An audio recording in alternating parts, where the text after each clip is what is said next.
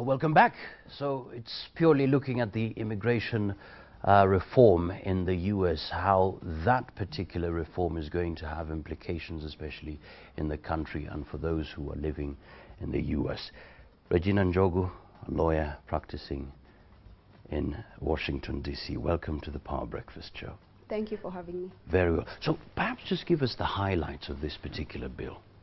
Yes, there are two highlights of the bill that I believe are of importance to Kenyans. Number one, the bill seeks to confer legal status on all those illegal immigrants living in the U.S. They're estimated at 11 million, and hundreds of thousands of those are Kenyans.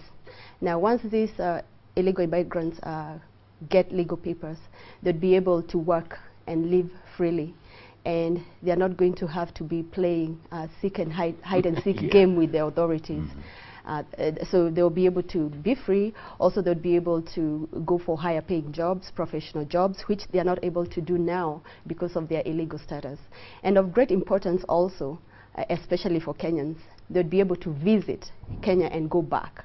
As things are right now, when someone is illegal in the United States, they cannot leave the country, because if they do, they're not going to be able to go back. Now, there are some Kenyans in illegal status who have not visited their families for perhaps 20 years or more. These Kenyans have lost many relatives over time, and they have not even been able to come for their funerals, because if they came, they would not be able to go back. They have acquired property in the U.S. They have children that are going to school. So that's going to be a big one. Even for people in Kenya, their relatives are going to be able to come, and they are also going to be able to get better jobs. That could translate into higher earnings and increased financial investments. As we know, remittances from diaspora is tremendously high. So with this bill passing, that will go even higher, and that will be good. And also these Kenyans, you understand that those Kenyans that live in the U.S. illegally usually encounter high levels of stress, because they're not able to come home, they're not able to do good jobs. So that also socially will help them with perhaps the incidences of suicide, alcoholism, and things like that. The second highlight of the bill is actually a negative one, and that impacts a lot of Kenyans, especially those that are below middle class, because the green card lottery, DV lottery, that has been responsible for the immigration of many Kenyans to the U.S. with their families to live and work is no longer going to be there.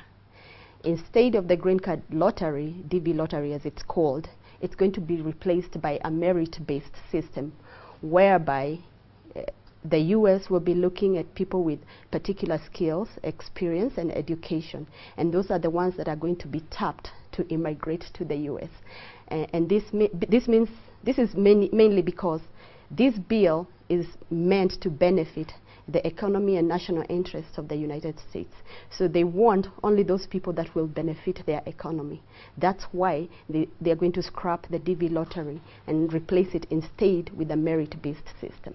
All right, I mean, looking at the bill, perhaps you could tell us as well which stage it is at, and the kind of support it has so far. Well, the bill is at a very advanced stage. Actually, this week is going through the final deliberations. The bill is a bipartisan bill. That means it's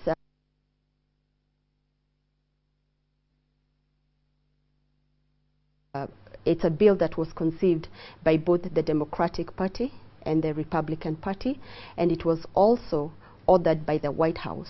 It has the support of 70% of Americans, so it's a sure thing. It's going to pass. There's no doubt about that, because before it goes for deliberation, both parties in Congress and Senate had to agree on the provisions. Does that mean, therefore, that you are not going to have any illegal immigrations in America anymore? Because, like, for example, neighboring states like Mexico, where they go through Panya routes, wherever they go through, or people who will come, I pretend I'm going to visit my son's wedding, you disappear. And I disappear in the thickness of the walls of wherever. Will that stop that? It will not really stop it. It will not bring it to 0%, but it will reduce it greatly. Part of the bill, part of the highlight of the bill in terms of border security is the fact that it requires the fencing of the southern border, where a lot of Mexicans or Latinos or Hispanics, as we call them, from Mexico, Guatemala, El Salvador, normally used to cross into the United States. That will be fenced out. There would be heightened border security. So that is going to highly reduce the number of illegal immigrants coming from South American countries.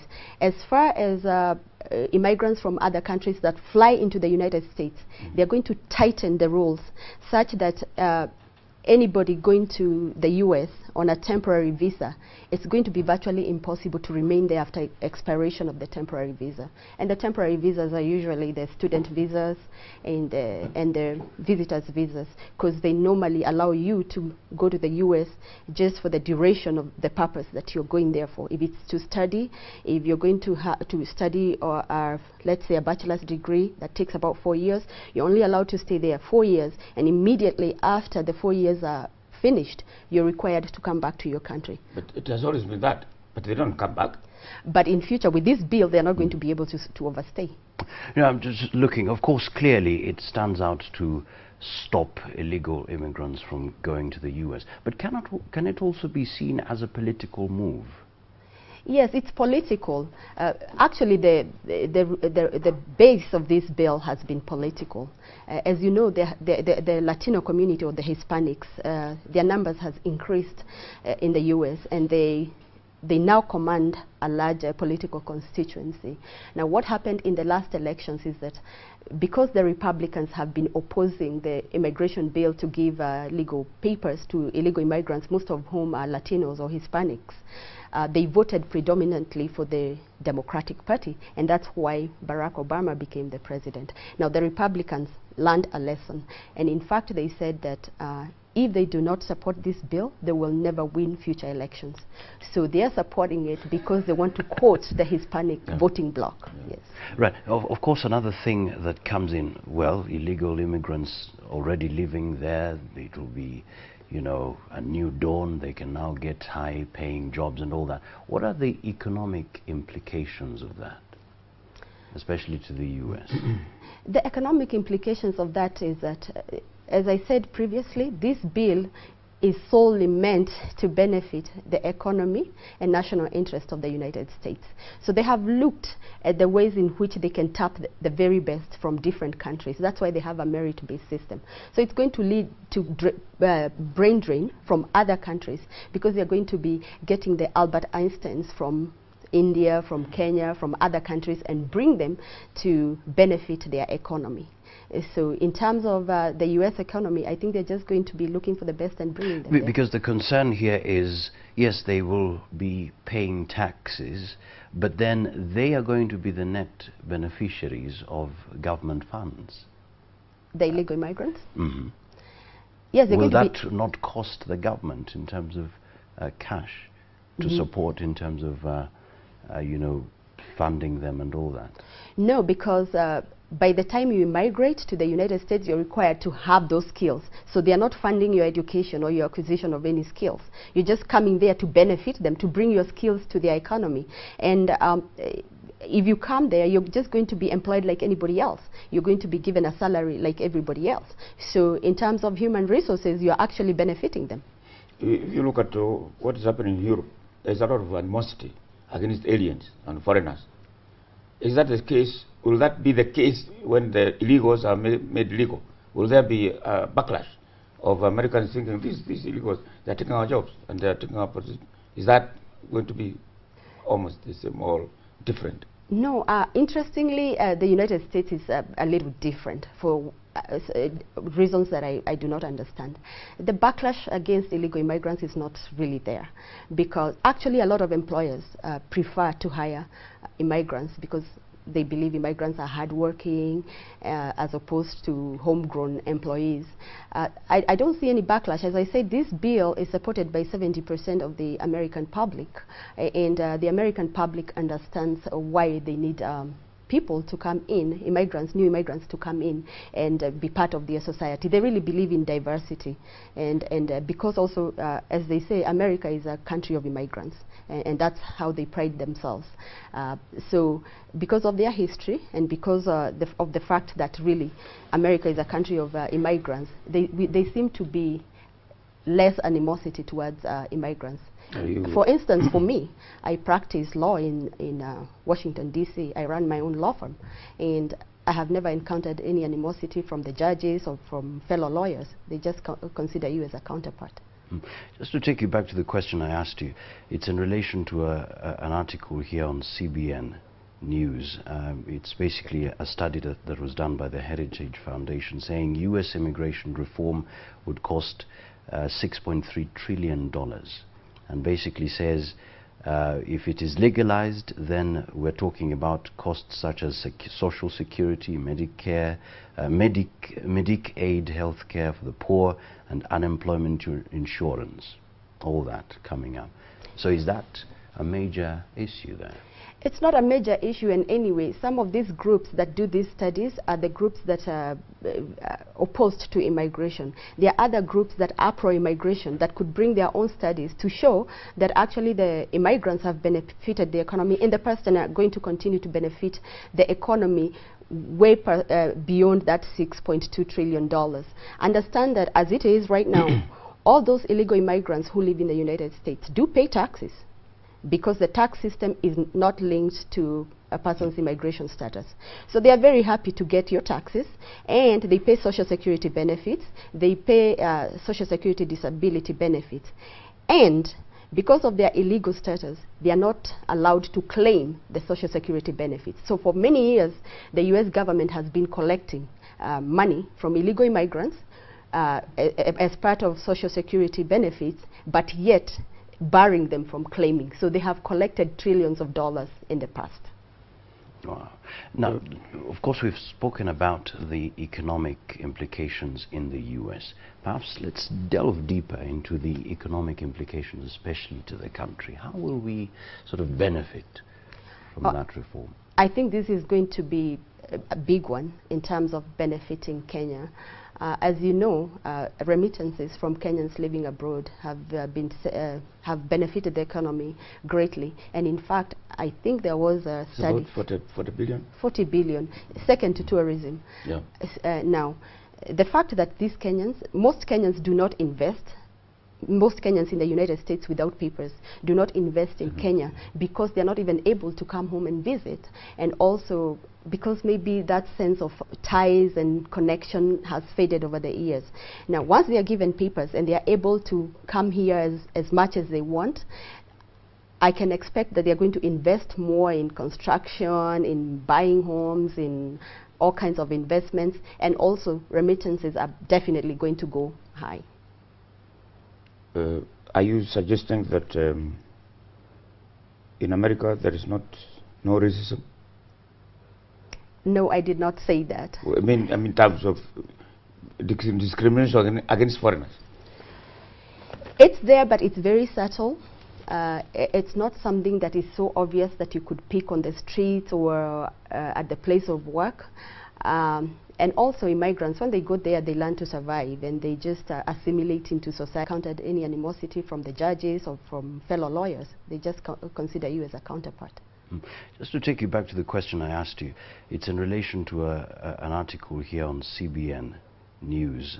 It's basically a study that was done by the Heritage Foundation saying U.S. immigration reform would cost $6.3 trillion, and basically says if it is legalized, then we're talking about costs such as social security, Medicare, Medicaid health care for the poor, and unemployment insurance, all that coming up.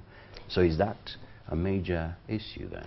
It's not a major issue in any way. Some of these groups that do these studies are the groups that are opposed to immigration. There are other groups that are pro-immigration that could bring their own studies to show that actually the immigrants have benefited the economy in the past and are going to continue to benefit the economy way beyond that $6.2 trillion. Understand that as it is right now, all those illegal immigrants who live in the United States do pay taxes, because the tax system is not linked to a person's immigration status. So they are very happy to get your taxes, and they pay Social Security benefits, they pay Social Security disability benefits, and because of their illegal status, they are not allowed to claim the Social Security benefits. So for many years, the US government has been collecting money from illegal immigrants as part of Social Security benefits, but yet barring them from claiming. So they have collected trillions of dollars in the past. Wow. Now, of course, we've spoken about the economic implications in the U.S. Perhaps let's delve deeper into the economic implications, especially to the country. How will we sort of benefit from that reform? I think this is going to be a big one in terms of benefiting Kenya. As you know, remittances from Kenyans living abroad have benefited the economy greatly. And in fact, I think there was a study. About 40 billion? 40 billion, second to tourism. Yeah. Now, the fact that these Kenyans, most Kenyans do not invest, most Kenyans in the United States without papers do not invest in Kenya because they're not even able to come home and visit, and also because maybe that sense of ties and connection has faded over the years. Now, once they are given papers and they are able to come here as much as they want, I can expect that they're going to invest more in construction, in buying homes, in all kinds of investments, and also remittances are definitely going to go high. Are you suggesting that in America there is no racism? No, I did not say that. I mean, in terms of discrimination against foreigners. It's there, but it's very subtle. It's not something that is so obvious that you could pick on the streets or at the place of work. And also immigrants, when they go there, they learn to survive and they just assimilate into society. Incidences of open bigotry are very limited, but it's there. I'm not saying it's not there. Okay. What does that leave you now with this openness? People like you have been representing migrants. Does that mean you have less work to do? No, or actually, more work to do? It means we have so much work to do. In fact, when the Congress and the Senate were talking about the bill, one of their major complaints was that this bill is going to be a boon for lawyers, for immigration lawyers, or those lawyers that practice immigration law. And this is partly because those 11 million illegal immigrants, once they are legalized, they are going to be required to use lawyers to legalize their status, because there are requirements and criteria for them acquiring legal status. And they are only going to be able to do that for a period of 1 year. They are only given 1 year to legalize their status. So during that 1 year, you can imagine 11 million new clients for immigration lawyers. Yeah, let's talk a bit about deportation. I mean, people who have been deported from the U.S. What are some of the circumstances that may lead to that? Right. Deportation is a very tricky subject. There are people, even Kenyans, that have gone to the U.S. and they have lived 20, 30 years. Illegally, they work, their children go to school, and they have never been detected by immigration authorities. Now, there are others who go there, and after 2 years or 3 years, they are netted. So usually, and the way I see it as an immigration practitioner, it's a question of luck. Sometimes people out of nowhere, a person is just in their house sleeping, 7 a.m. in the morning, 6 a.m. in the morning, immigration authorities come and knock on their door and take them away. But also, the immigration authorities are very tough on criminal aliens. Any person who engages in criminal activity attracts the scrutiny of immigration officials, and immigration officials get involved with a view to removing them out of the United States. But understand that they're just not netted, captured, and deported. They have to be taken to court for deportation proceedings. As part of my work is to defend those people that are placed in deportation proceedings. Now, we go to court and try to defend them. Their defenses, if, for instance, if they're married to a U.S. citizen, we go to court and say, hey, this person is married to a U.S. citizen, and they have 3 United States children that are going to school, and we put up all those defenses. But for the most part, I would say 50% are normally usually deported after the proceedings. There's a concern here. Tom from Kisi says, I was in the US and was deported, but I have a social security number. How can this bill help me? Can you go back? Yes, actually the bill does give a provision for those people that were in the United States and were deported. They'll be able to go back, but based on a certain criteria, one of which is if they had a US citizen wife or children whom they left behind, they'd be able to apply and go back. And perhaps just to clarify, for Kabidi from Rongai says, what will happen to those who won green cards prior to these reforms? Those who want green card will be able to take advantage of it, and they'll be able to immigrate. But once the bill takes place, it will say that all those who've won will go, but after that they will not be holding the program any longer. Best from Kisi says, what if my husband lives in the US? Will I be allowed to move in? It depends. If the husband is in legal status right now, she could move. But if he's in illegal status and he acquires legal status with the bill, yes, she will be able to join him.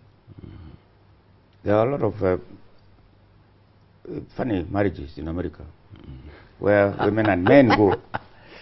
They want that green card and they want to do some work, and then go and marry, I don't know what you call it, kienyeji. For just get a paper, you live in your own house and live in my house, but I'm married to you for the purpose of getting those papers.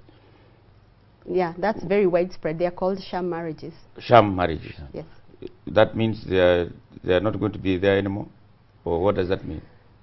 It's hard to say whether they are going to be there or not, because that has been one of the ways in which people acquire papers in the US to marry a US citizen. So for those who are going to go after the bill, you know, this bill is just going to cover people up to a certain point. Those who will go after the bill and they might want to stay, I can say that they're not going to do that in order to get legal papers and stay. So probably to continue for the people. I believe it will continue, yes. Okay, perhaps just another clarification here. Hello, will the new bill affect the current holders of US green cards, and can they apply for citizenship? It will not affect current holders of green cards because they can apply for citizenship according to the rules and criteria. However, this bill makes it very difficult for someone to become a US citizen. Even those people that are going to be legalized, it's going to take about 15 years before they become US citizens. They're just going to be in legal status. They can work and live there. They can travel outside the country and come back. But to get the final prize, which is citizenship, it's going to take 15 years. So it's made it very hard. If some person, some couple, either married or not married, had a child in America, which becomes an American citizen, then they came to Kenya, and that child is an American citizen because that child was born in America, will that bill now change that status of that child? No. Actually, if that child is over 21 right now, and that child is in America, they can petition for their parents. Any child, US citizen child over 21 can petition for their biological parents. So that will not change. That what about if the child is here, not over, is maybe about 10 or 20, no, less than that? Less than 21. But they have an American passport. Will that affect them? No, it will not affect them. So they are still American citizens? Yes. Despite the fact that they live here? It doesn't matter. They don't lose citizenship because you live abroad. Okay. Another one here. With the reforms, what happens to uneducated illegal immigrants who have been there for years? Deportation? No, if they are uneducated, they are still going to be legalized, but that's an opportunity for them probably to go back to school and acquire more skills and education so that they can move up in the ladder. Okay. So perhaps a final word that you have? What would you advise the Kenyans who want to go to America? Yeah, for those Kenyans who are keen on immigrating to America, like the world over, this is to know that skill, education, and experience is very important. They need to know that, and they need to better their skills, especially in the sciences. The US is looking for people who have skills in the sciences, technology, engineering, and mathematics. So that's where they need to concentrate. And a lot of Kenyan young people think America is heaven. Is that so? No. They see the movies and they want to go to America. No. The American dream. It depends. There are Kenyans or immigrants who've gone to America and done phenomenally well. very, very well. And there are others who have gone there and things have not worked out. And they live pay to paycheck, and in fact they live a miserable life. They'd rather be back here. So it depends. Some people it works out for them, some people it don't. But without education and without papers, it's really a tough world out there.